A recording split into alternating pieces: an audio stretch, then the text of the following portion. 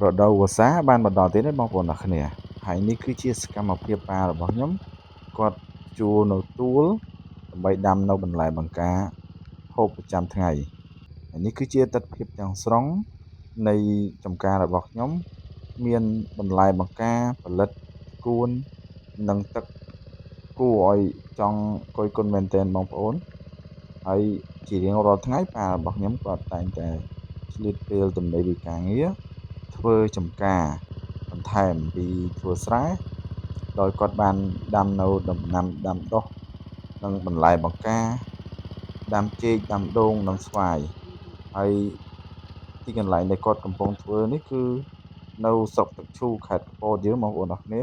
ទេសភាពគឺស្អាតគួរឲ្យគយគន់និងគួរឲ្យចង់រស់នៅមែនទែនបងប្អូនអរគ្នាមានទឹកស្រះថ្លាឆ្វង់